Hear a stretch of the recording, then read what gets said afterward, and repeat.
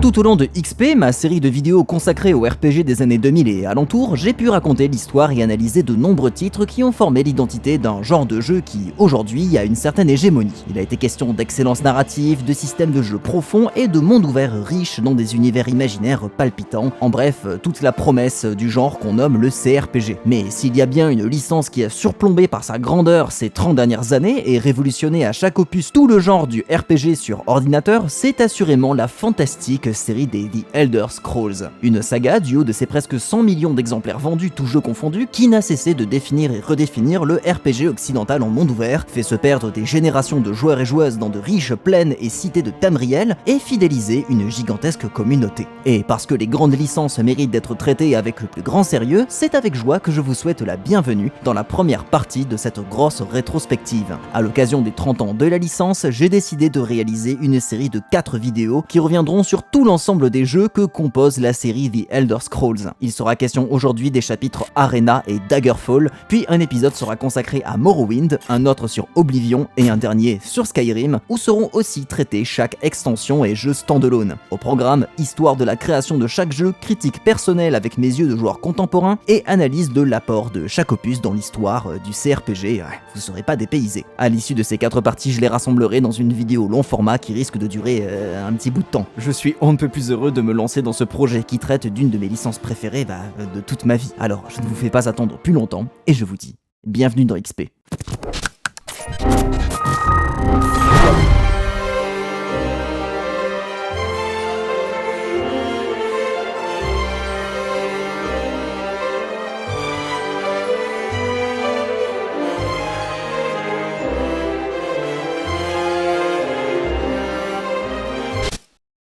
La vidéo d'aujourd'hui est sponsorisée par CyberGhost VPN, merci à eux pour leur confiance. CyberGhost VPN vous permet de masquer votre adresse IP, de chiffrer vos données et de rediriger tout votre trafic internet via un tunnel sécurisé. Avec CyberGhost VPN, vous devenez invisible sur internet, comme un fantôme quoi, vous captez l'idée. CyberGhost vous permet de vous connecter à des serveurs partout dans le monde et donc de pouvoir accéder à du contenu qui est bloqué dans votre pays. Vous voyez assez vite l'avantage, si vous voulez accéder au contenu Netflix, Amazon Prime ou Disney+, uniquement dispo aux États-Unis, et bien avec CyberGhost VPN, ça devient possible. Ça vous permet aussi et surtout de vous protéger. Genre si vous voulez vous connecter à une Wi-Fi publique non sécurisée, vous pouvez y aller sereinement car CyberGhost VPN veille à votre sécurité. Aussi, grâce à CyberGhost, vous allez pouvoir économiser pas mal d'argent. Ouais, le prix des hôtels par exemple, il varie selon les pays et vous n'avez plus qu'à vous connecter au pays avec le tarif de réservation le moins cher. C'est assez pratique. Vous pouvez utiliser CyberGhost VPN sur à peu près tous les supports Windows, Mac, Linux, Android, iOS, Smart TV ainsi que toutes les consoles de jeux récentes. Et la cerise sur le gâteau, c'est qu'avec un abonnement, vous pouvez connecter jusqu'à 7 appareils en même temps et que vous avez 45 jours pour vous rétracter. C'est satisfait ou remboursé. Si vous cliquez sur le lien en description, vous pourrez profiter de 83% de réduction, ce qui vous fait un abonnement à 2,03€ par mois. CyberGhost VPN, c'est 38 millions d'utilisateurs et c'est un des VPN les plus recommandés sur Trustpilot. Merci à eux de sponsoriser la vidéo et si ça vous intéresse, rendez-vous en description.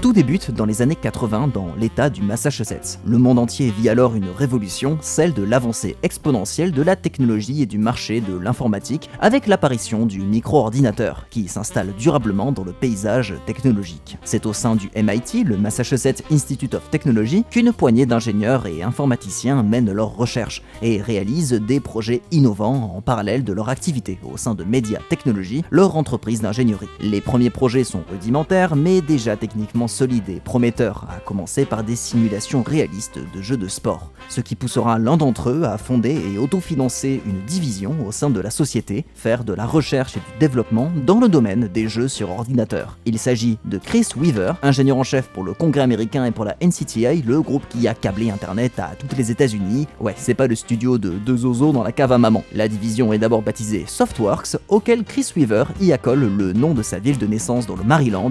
Le nom de cette ville ? Bethesda.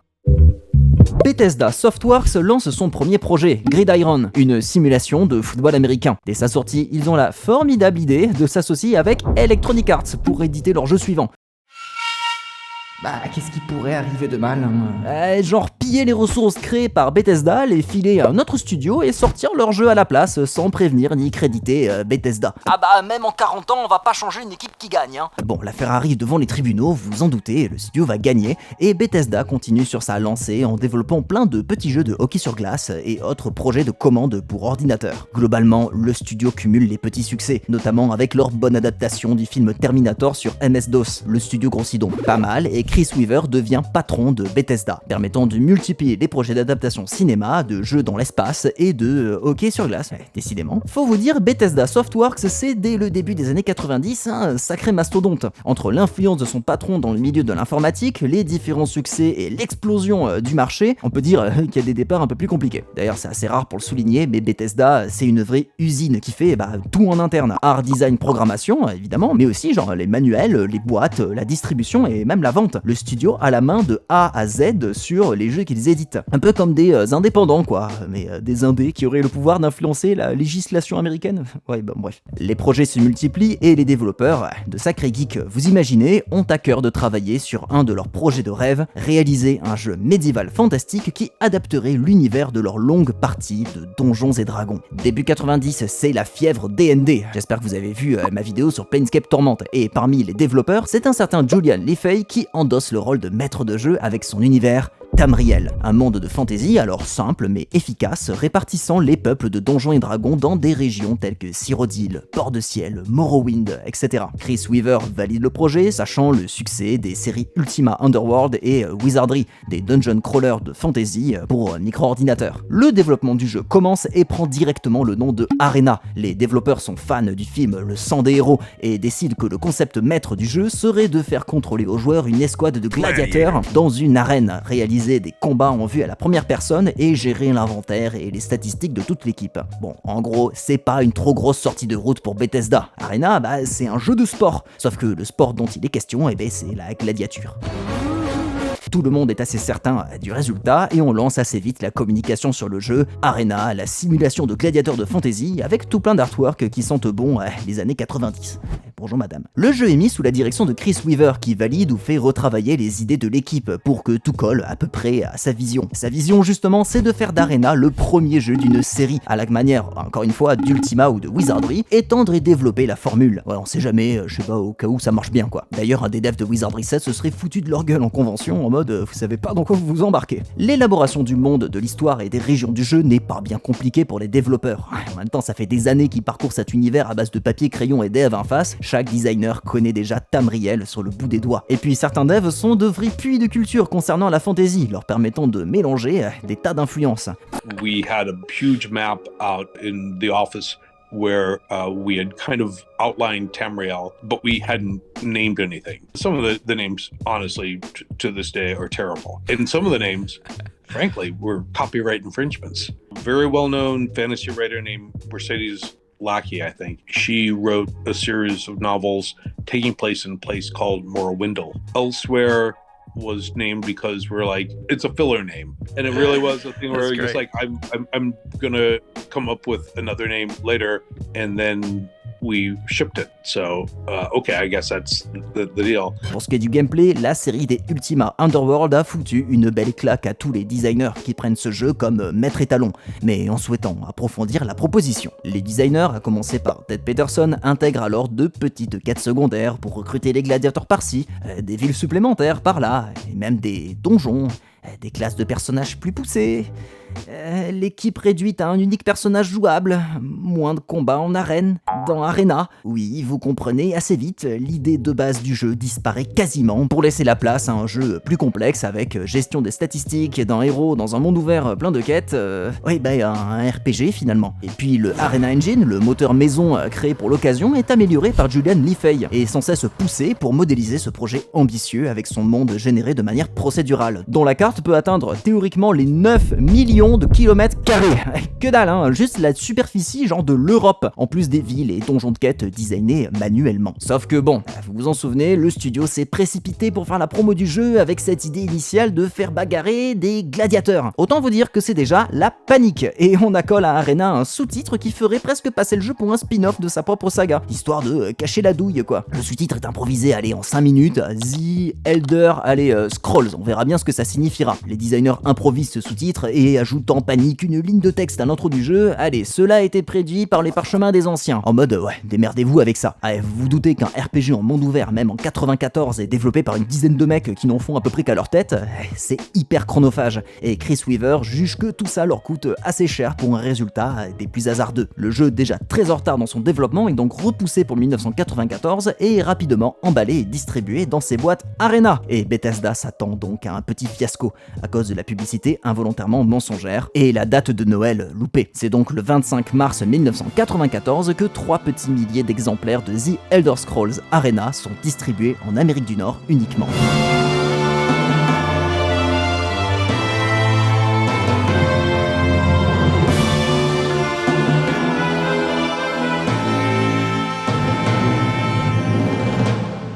Le jeu commence avec de gros pixels et de jolies images qui nous racontent que nous nous trouvons en 399 de l'ère 3ème et que l'empereur Uriel VII a été coincé dans l'oblivion par Jagar Tarn, un puissant battle mage qui usurpe son apparence pour gouverner Tamriel à sa place. On crée alors notre personnage en choisissant parmi les 18 classes disponibles ou en répondant à un joli questionnaire de 40 questions. Putain, on dirait un recensement de l'INSEE quoi. On rentre notre nom, on choisit son origine. Pour moi, ce sera une chevalière nordique qui s'appellera Jorah.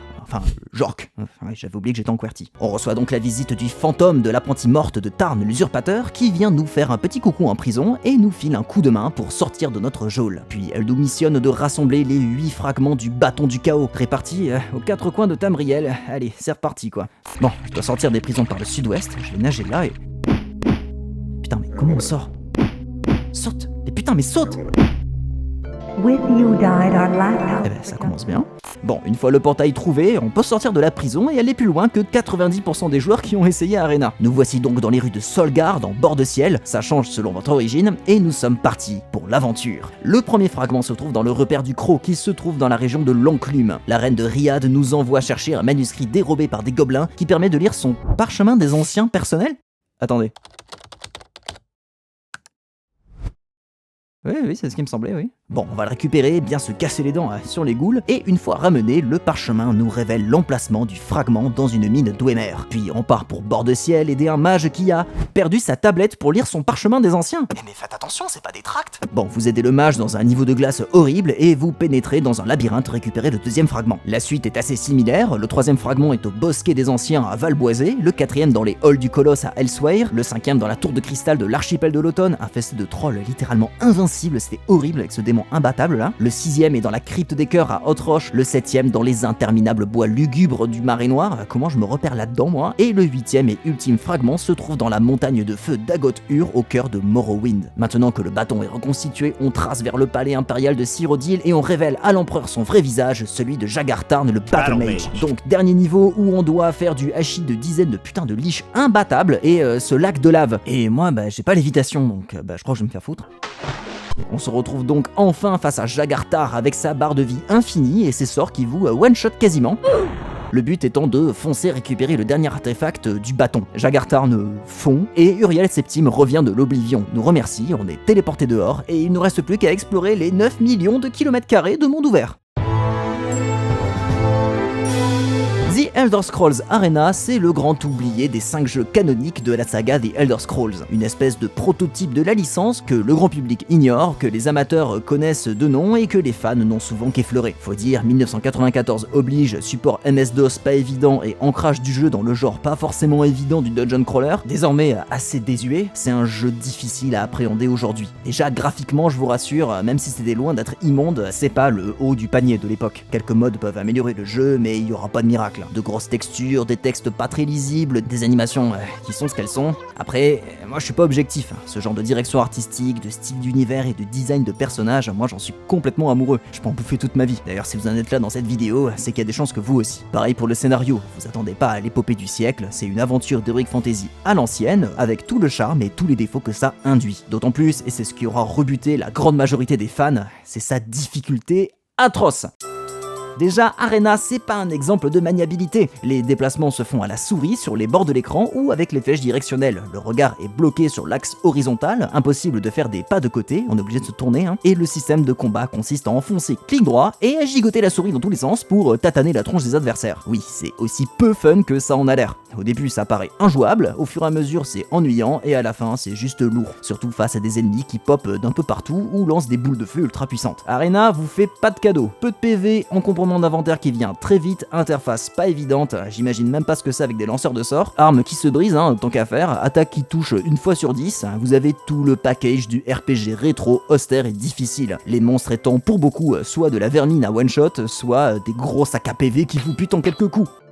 Putain, perso, prendre la classe chevalier, c'était une bonne intuition. Avec son stuff incassable, ça m'a évité d'avoir à racheter toutes les 10 minutes mon équipement pété. Assez vite, si vous décidez de donner une petite chance à Arena, vous allez développer de petites stratégies. Déjà pour optimiser votre personnage, mais surtout exploiter le moteur du jeu. Ah bah, bloquer des ennemis derrière les murs pour les fracasser avec votre arc, ça risque d'être votre principale stratégie. Et rien que pour ça, bah oui, c'est déjà du pur Elder Scrolls. Perso, j'avais essayé le jeu à froid il y a des années, après mes premiers pas dans Oblivion. Et sans le bon état d'esprit, Arena est absolument impossible à appréhender. Et pourtant, déjà rien que rétrospectivement, avoir accès à littéralement toute la map de Tamriel, toutes ses provinces, toutes ses villes, voire même des bourgades dont il restera que des ruines d'un fort dans Skyrim, bah c'est grisant. Même si la majorité des villes, si ce n'est la quasi-totalité, sont générées procéduralement, qu'elles se ressemblent donc un peu toutes, et que le tout fait assez artificiel, et bah l'effet il fonctionne quand même aujourd'hui. En tout cas, bah moi ça a été mon cas. Aller à Blancherive, discuter avec les habitants, leur parler des rumeurs, leur demander ce qu'ils font dans la vie avec des réponses crédibles, des interactions dans l'auberge, trouver son chemin en demandant à des civils qui savent pas tous forcément où se trouve tel ou tel bâtiment, et chaque ville, en plus d'un cycle jour-nuit avec des routines différentes, c'était unique à l'époque, a son lot de services. Les auberges pour se reposer, les temples pour se soigner, et les guildes de mages pour les potions et objets magiques, les forgerons pour les emplettes, et les palais où on peut avoir des quêtes secondaires. Et puis moi j'adore pouvoir noter des petits trucs sur la carte directement, L'exploration est d'autant plus fun. Mais choisissez quand même une ville préférée où tout vendre, parce que sinon vous allez juste pas vous en sortir. Ce genre de combine, ça marcherait pas dans un monde plus resserré, mais le vertige d'avoir une si grande carte avec ce regard rétrospectif sur toute la saga et son évolution, ça fout un vrai vent de fraîcheur. Et je pensais pas utiliser ce terme-là pour Arena. La partie exploration de donjons, elle, pour le coup, même si elle a autant vieilli que le reste, est très intéressante. Je trouve pas les zones excessivement grandes, comme ça peut être le cas dans Daggerfall, on y reviendra. Et il y a des énigmes ni trop simples ni trop dures, je les ai toutes honteusement pillées pour mes parties de JDR. Alors perso, et surtout au début, moi j'ai trouvé ces séquences extrêmement angoissantes. Entre la musique, les ennemis qui sortent du brouillard façon jumpscare... Ah putain. Et le fait de ne jamais pouvoir remonter sa vie 2 minutes avant qu'un monstre aléatoire, parfois ultra fort, nous sorte de notre sommeil. Ça n'a rien à envier à Alien Isolation, croyez-moi. Et puis quand vous avez récupéré votre fragment de bâton et que vous devez vous retaper tout le donjon à l'envers, oui, je sais que c'est un vieux jeu, mais c'est tellement chiant et on fait que se perdre. Bon, évidemment, je vous déconseille de sortir des villes et des donjons déjà prêts. C'est certes 9 millions de kilomètres carrés qui sont générés, mais comme vous en doutez, à coup sûr, c'est vide, pas très fun. On rencontre que dalle et c'est vraiment moche. Restez sur les sentiers du jeu et il vous tiendra déjà en haleine si vous y allez avec le bon état d'esprit. Cet état d'esprit, c'est de s'émerveiller au maximum de l'amplitude de ce monde. Dites-vous que Arena, c'est à raison un jeu exceptionnel, même au-delà de son époque. Pouvoir interagir avec tout, un monde de fantasy ouvert, vertigineux, des histoires de magiciens corrompus, etc. C'est cet émerveillement constant qu'on a eu tendance à perdre au fil de l'histoire du RPG. Mais moi, j'ai eu une espèce de déclic en m'investissant dans Arena. Genre, imaginez le nombre d'histoires qu'on peut se raconter dans ce jeu. Errer, combattre, s'aventurer n'importe où. C'est un formidable terrain pour l'imaginaire, et qui a toute la définition première du jeu de rôle. Il faut se pousser à y croire, à s'investir, oublier un peu l'enrobage et plonger dans ce monde. Que ce soit évidemment pour votre culture vidéoludique ou votre attrait pour les mondes et jeux de fantasy. Là, je peux que vous recommander de donner une chance à Arena et plonger dans sa proposition vertigineuse avec une soluce pas loin, y a pas de journal de quête et courage pour faire 100. Cela vous plaira ou non, mais on en sort avec un nouveau regard sur notre manière de s'immerger dans les RPG.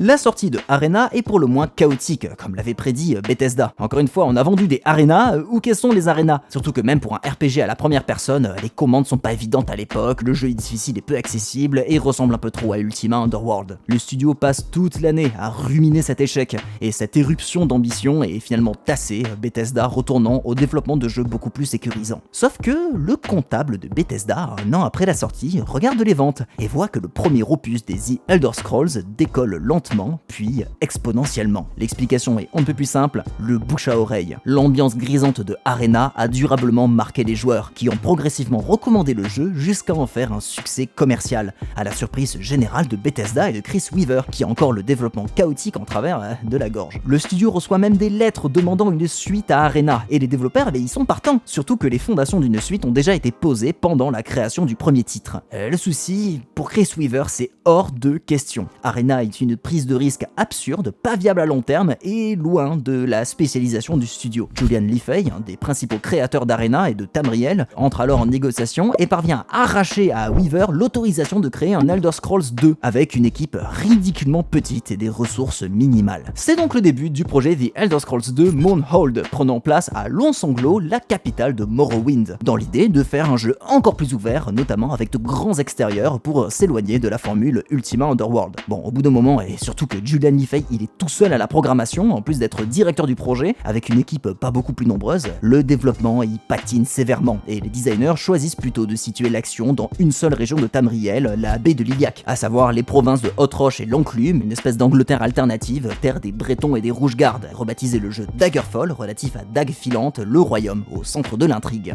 L'histoire du jeu est inspirée de la dramaturgie anglaise, L'homme au masque de fer et Hamlet en tête, auquel l'équipe ajoute tout un patchwork d'influences, dont des éléments de Vampire la Mascarade qui cartonnaient alors. We got, pretty good reviews for Arena, but one of the comments was, God, what a cliched story. And as a writer, you go, I hate that, like, like everything about this except for the writing. And they're like, okay, well, I'm gonna double down and just like throw every super, mixed up storyline into a pot, and now you're gonna love me. Le jeu est développé sous pression et les changements opérés par les designers sont intégrés très rapidement. On change toute la création de personnages ainsi que le système de progression et on intègre des influences issues de King's Quest et Doom pour le combat, l'univers et l'ambiance. L'équipe peut d'abord compter sur le travail du designer Ted Peterson, déjà présent sur Arena, mais celui-ci est forcé de quitter le projet pendant le développement. Le patron Chris Weaver n'est d'ailleurs pas d'une grande aide à l'équipe et leur impose même carrément un changement de moteur de jeu. La maison mère Media Technology vient de mettre au point le X-Engine qui est imposé au studio. C'est un moteur 3D pas forcément très beau graphiquement qui reprendra la génération procédurale du monde qui modélise automatiquement 348 000 km² de terrain. C'est la superficie de l'Allemagne quoi, 15 000 villes et plus de 750 000 habitants. Dans l'idée de quoi faire de Daggerfall le RPG en 3D ultime et infinissable, fait par une dizaine de mecs sous pression. Transposer Daggerfall à ce moteur qui a tout de l'usine à gaz beaucoup trop complexe, c'est l'horreur. Et un vrai festival de bugs qui apparaissent et que l'équipe de 2 programmeurs cavale pour corriger. Physically, actually, literally, almost killed me.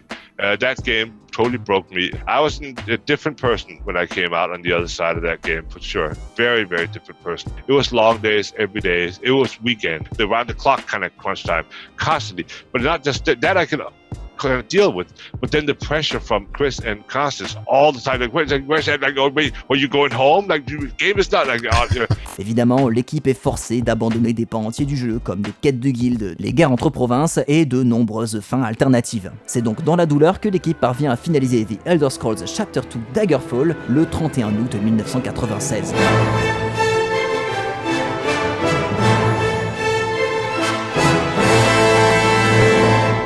Alors, je crée mon personnage, et cette fois, ça sera une Dunmer guerrière guérisseuse que j'appelle Trias.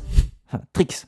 Putain de QWERTY, merde. Alors accrochez-vous parce que la création de personnage elle est interminable. Daggerfall situe son action en l'an 405 de l'ère 3ème et on commence directement en entrevue avec l'empereur qui nous raconte qu'un de ses amis, le roi Lysandus, est mort et que son esprit hante son royaume Dague filante façon Hamlet. Notre mission est donc de libérer l'âme de Lysandus et retrouver une lettre perdue de l'empereur. On commence alors dans une grotte où le héros s'est réfugié suite à une tempête dont on est prisonnier. On progresse et puis on arrive au pied d'un grand escalier et je sais maintenant pourquoi j'ai jamais continué. On fait un brin d'escalade et pour votre gouverne, en fait la sortie de ce donjon c'était cette porte.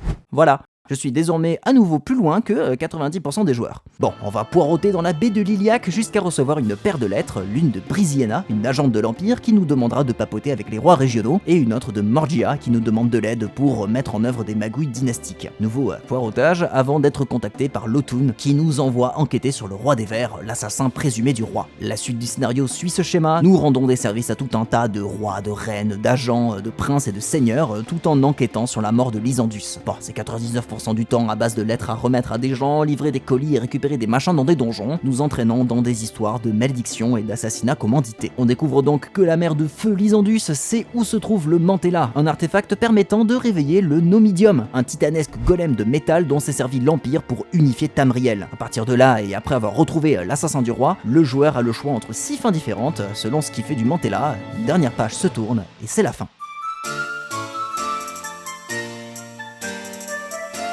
Si j'avais la sensation de ne jamais avoir joué un jeu du calibre d'Arena, c'est peu de dire que j'étais pas prêt pour Daggerfall. Je crois que c'est pas déconnant de dire qu'on est là face aux métropolis du RPG, voire du jeu vidéo. Une œuvre massive de son époque et au-delà, incomparable, réalisée par on ne sait quel miracle ou sorcellerie et donnant un résultat, oui, je dois répéter vertigineux toutes les 2 vidéos, mais je pense que ce mot a été inventé pour Daggerfall. Surtout quand vous voyez genre la taille de l'équipe, là, c'est juste de la magie noire à ce stade. Je précise que j'ai fait ma run sur la version MS-DOS par souci d'une expérience authentique, et j'ai mis une dizaine d'heures dans la version Unity, j'en reparle à la fin.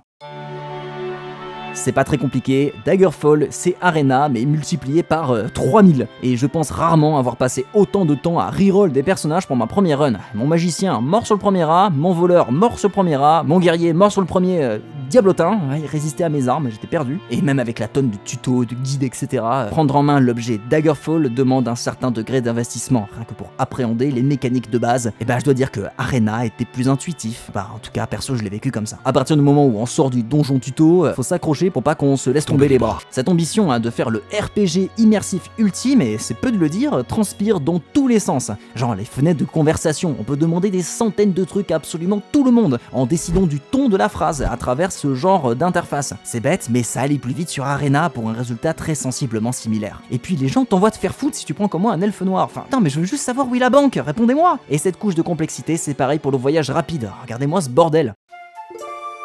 Le premier truc à appréhender dans Daggerfall, c'est de lui survivre, et ça va déjà vous prendre un sacré moment d'adaptation. Entre les contrôles, les builds de perso, le système de jeu, et ce qu'il faut savoir implicitement pour pas se foirer, ça fait, beaucoup. Bon, mes conseils pour commencer, c'est de partir sur un bon guerrier, avec une grosse force, agilité, vitesse et endurance, le reste ça dégage, spécialisé dans un seul type d'arme, genre les massues, bien nettoyer la grotte, filer vers un royaume paumé, genre allez hop là, Gavaudon, c'est parti, tracer à la banque, faire un petit emprunt de 100 000 balles, et plus jamais y refoutre les pieds, après avoir pris votre chariot ou votre cheval, oubliez pas. Vous allez démarrer avec de quoi avoir du bon stuff, un gameplay plus simple et de quoi faire quelques guildes et avancer dans la quête principale. D'ailleurs, ça non plus c'est pas évident. J'étais parti dans l'idée, comme souvent quand je teste pour cette émission, de tracer la main quest et me laisser porter par des missions secondaires. Et là, Daggerfall il m'a dit...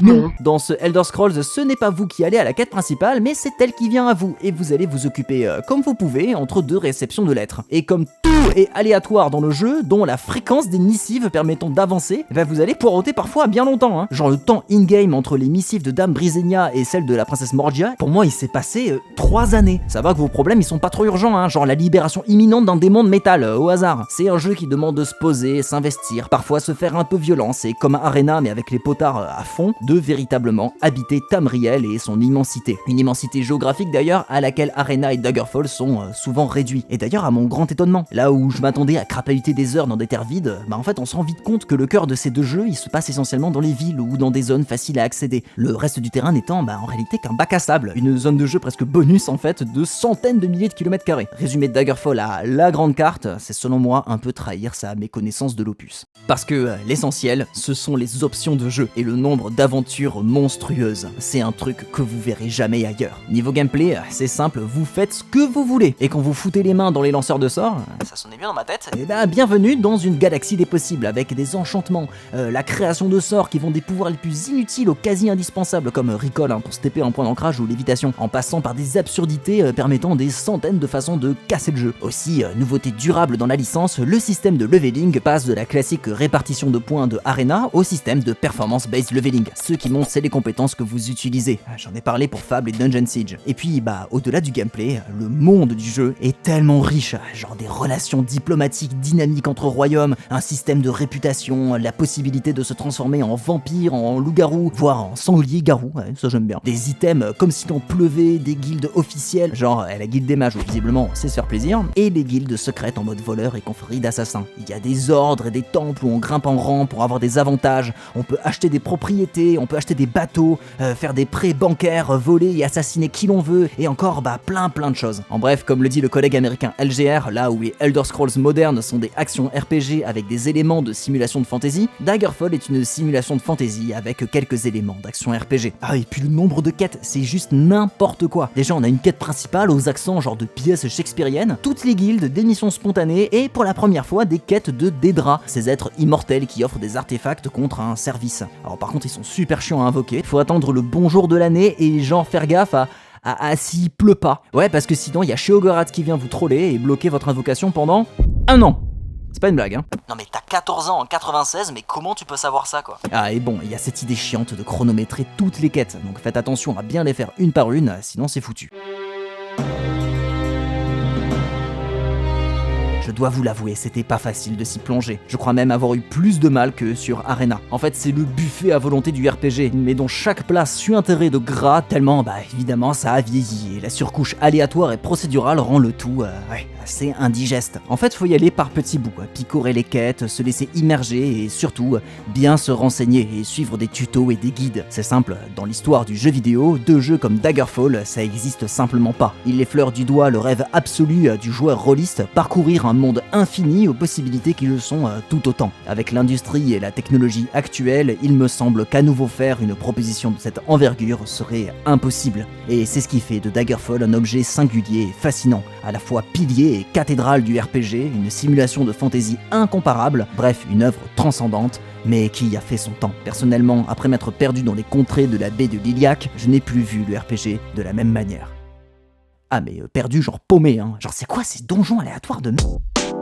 Daggerfall reçoit un accueil assez mitigé de la part de la presse américaine. Faut dire, le jeu arrive dans un sale état, encore truffé de bugs, relativement moches pour l'époque, Quake est passé par là, et ne contenant pas encore toutes les options sur lesquelles Bethesda avait communiqué. Oui, c'est un peu ingrat, quoi. Ah, il y a une histoire de diffamation entre Bethesda et un sénateur américain qui s'inquiétait de l'influence du jeu sur les enfants. Ouais, les années 90-2000, vous avez l'habitude. Surtout que voilà, quoi, genre il a dû juste regarder la boîte. Oui, bon, en même temps, elle est pas rassurante. L'accueil critique européen, lui, est bien meilleur, notamment car bénéficiant de quelques patchs correctifs. Ouais, on a été un peu plus gâtés. Chez nous les Français, c'est Ubisoft qui a distribué le titre dans de jolies boîtes avec de gros manuels, même si dans la version que moi j'ai chiné, il y a que la boîte et le disque moche. Oui, bon, tant pis pour moi. Daggerfall devient presque instantanément un classique du RPG car il mêle tout ce qui donne le vertige. Univers, cartes, liberté, profondeur de jeu et rejouabilité. L'ADN de The Elder Scrolls est définitivement né. He went off into the Alakir Desert in Daggerfall. He said, in the manual, they say there are rumors of dragons exist there in the Alakir Desert. Oh my God, it'd be so cool. And I'm watching this video going like, dude, there's no world in which this 30-plus-year-old game, all of a sudden this amazing 3D dragon emerges from the sands. That would be amazing. It's not going to happen. Cependant, chez Bethesda, c'est une page qui se tourne. L'équipe de développement de Daggerfall est dégoûtée du management, de la direction, et beaucoup ont quitté le studio. Julian Lefey, lessivé, ne souhaite d'ailleurs pas se relancer dans un 3e opus avant que la technologie ne soit plus rodée. Par contre, cela ne rebute pas Bethesda à travailler sur 2 projets, à savoir 2 extensions qui deviendront des stand-alone, de petits jeux à part entière dans le même univers. Le premier projet prend le nom Dungeon of Daggerfall Battlespire et est développé avec un tout petit budget. L'équipe est sensiblement la même que Daggerfall, notamment Julian Lefey, bien que encore plus réduite. L'idée c'est de faire un jeu de plus petite échelle et mieux travailler le X-Engine, histoire d'éviter l'avalanche de bugs. L'équipe revient donc aux influences originales de la saga en lorgnant notamment du côté du dungeon crawler pour limiter l'épuisement de l'équipe et peaufiner notamment le level design. L'équipe compte de nouvelles têtes, notamment l'artiste Gary Noonan, dont Battlespire est leur premier projet instampillé Elder Scrolls. D'ailleurs, très jolie boîte, hein, bravo. Pour l'univers et l'histoire, on met de côté la grande épopée pour se concentrer sur une quête plus simple. On est en 398 de l'ère 3e, l'époque de Arena. et le prince des draps Mérune Dagon a plongé tout Tamriel dans le chaos. Le joueur incarne un apprenti Battle Mage qui a un ami retenu captif par le Dédra. On doit donc repousser les armées maléfiques de la forteresse des mages impériaux Battlespire, donc Mortecim, j'adore la VF, jusque dans l'Oblivion qui apparaît ici pour la première fois. On commence donc téléporté à poil, genre littéralement, dans la forteresse, et puis bon courage, hein. Oui, le scénario va pas beaucoup plus loin. La petite échelle du jeu permet à l'équipe d'envisager pour la première fois dans l'histoire de la saga l'intégration d'un mode multijoueur. Oui, vous imaginez bien qu'avec un monde procédural comme Daggerfall et plus tard une map aussi grande que Morrowind, c'était inenvisageable. Par contre, Battlespire, lui, bénéficie d'une option permettant de se taper dessus avec ses personnages jusqu'à 8 joueurs dans un mode deathmatch, en plus d'un mode multi-coopératif pour faire la quête principale entre amis. Arrivé en fin de développement, le jeu est renommé An Elder Scrolls Legend Battlespire et est donc publié le 2 décembre 1997.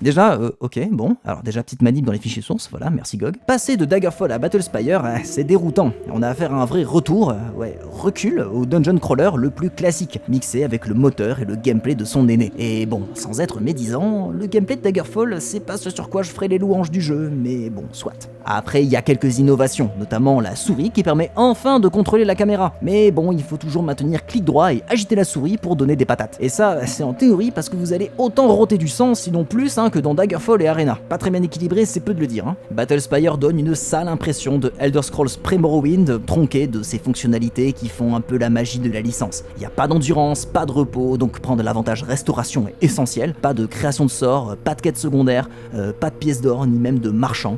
On a donc une histoire linéaire, mais bon, dans un cadre assez intéressant. La forteresse a des accents un peu futuristes et le fait que tout tourne autour de téléportation dans des dimensions, ça me rappelle de bons souvenirs de Planescape. Le jeu se révèle quand même assez lacunaire, surtout au niveau de l'histoire. Si on débarque là-dedans sans s'enseigner, on va se retrouver avec des conversations sans queue ni tête avec des PNJ à demander où se trouve tel ou tel personnage dont on n'a jamais entendu parler. Et puis c'est le festival des bugs, des objectifs pas clairs et un gameplay de combat presque injouable avec des commandes qui se bloquent et empêchent genre le moindre mouvement quoi. Et quand vous crevez, c'est pas genre retour au menu, c'est le jeu entier qui redémarre quoi, genre histoire de bien vous faire perdre du temps parce que on crève toutes les 5 minutes. Et puis genre vous vous êtes plein de l'inventaire de Skyrim.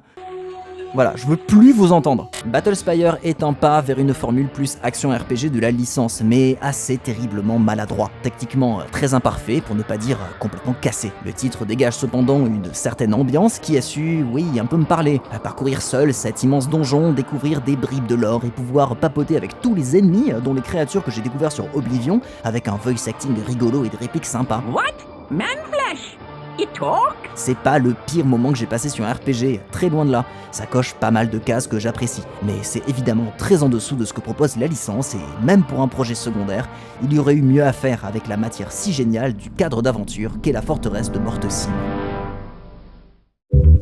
Battlespire est une déception commerciale assez cuisante et pousse Julian Lifey à quitter Bethesda, cet échec ayant été pour lui la goutte d'eau qui a fait déborder le vase. Chez Bethesda, de l'équipe qui a bossé sur Arena et Daggerfall, il ne reste quasiment plus personne. L'absence de soutien de la direction, les conditions de travail très difficiles et le management chaotique au studio auront eu raison de tous les pères fondateurs de la licence, malgré les succès commerciaux et publics des 2 premiers opus de la jeune saga The Elder Scrolls. Everybody left, because nobody would stay there for very long. It's just an awful place to work. I mean, they wouldn't spend any money on hiring people most of the time, or they got better. But so they hire people like next to no money, and they'll push that salary down. What is the least amount of money we can pay them possibly, right? And then they would just work them brutally and so on. It was just all kinds of agreements they had to sign and so forth, and they had to stay for a certain amount of time. They had to pay their salaries back, or it's just nuts, right? And people just, and they could get much better offers from elsewhere.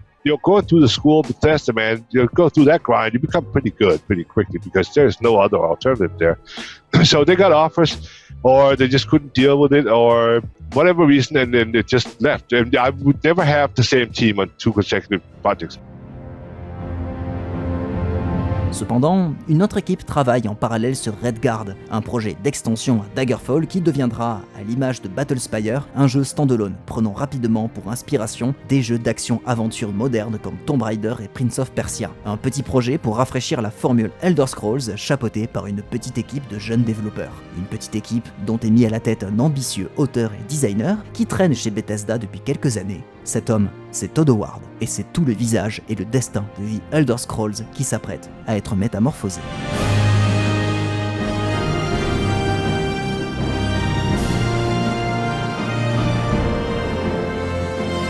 Arena et Daggerfall sont disponibles gratuitement sur toutes les plateformes PC depuis que Bethesda a mis à disposition ces deux opus dans le cadre des 10 ans de la licence pour Arena et des 15 ans pour Daggerfall. Arena a un patch français réalisé par des fans qui tient très bien la route et qui traduit genre 50% des textes du jeu. Il y a des tutos assez faciles pour l'installer. Pour Daggerfall, pas plus tard qu'en décembre 2023, une version au graphisme remasterisé qui transpose le jeu sur le célèbre moteur Unity a été créée par un seul et unique fan, genre qu'il a mis à disposition en plus gratuitement. C'est très largement la meilleure option pour découvrir ou redécouvrir Daggerfall aujourd'hui, surtout que des patchs permettent de passer le jeu intégralement en français. Bon, chez moi c'était un peu instable, mais j'ai dû mal faire l'installation. Quant à Battlespire, il est également disponible un peu partout, payant cette fois-ci, mais pour vraiment pas cher et est inclus dans le Game Pass de Microsoft. Les pères des deux premiers Elder Scrolls, Julian Lefey et Ted Peterson, travaillent aujourd'hui sur The Wayward Dreams, main dans la main avec Eric Eberling, le compositeur d'Arena et de Daggerfall. C'est un projet de CRPG qui compte revenir à la formule Daggerfall, un monde immense, ouvert, plein de choix, bref, un jeu à surveiller de près et dont le Kickstarter devrait être lancé d'ici peu. En tout cas, je vous remercie chaleureusement d'être arrivé à la fin de cette première partie consacrée à la saga des Elder Scrolls. Le prochain épisode traitera donc de Morrowind, mais aussi, vous l'avez compris, de Redguard. Je vous en dis pas plus, que vous puissiez découvrir un petit peu. Arena et Daggerfall, ce sont un peu les opus oubliés. J'espère vous avoir appris quelques trucs sur leur création et leur influence, voire vous avoir donné envie de les découvrir. Si vous voulez me soutenir dans la création de cette rétrospective The Elder Scrolls, je vous invite à aller sur ma page Patreon, où vous pouvez me donner de l'aide financièrement. Faire de la longue rétrospective de vieux RPG, c'est pas facile à financer, vous imaginez. Donc n'hésitez pas à faire un petit tour si vous voulez voir plus ce genre de création sur le YouTube francophone. Aussi, n'oubliez pas de cliquer sur le lien pour découvrir CyberGhost et profiter de 4 mois gratuits et de 83% de réduction pour seulement 2,03€. Accédez à des contenus exclusifs et soyez totalement incognito en ligne. Testez-le, c'est satisfait ou remboursé de 45 jours, donc pourquoi pas au moins essayer. Je vous enjoins également à liker l'épisode, à le partager, à vous abonner, à activer la cloche bien sûr, et me dire en commentaire, pour ceux qui l'ont découvert à l'époque, le sentiment que ça a été, et pour ceux comme moi qui l'ont essayé sur le tard, comment a été votre expérience. Sur ce, je vous dis à très vite pour la suite.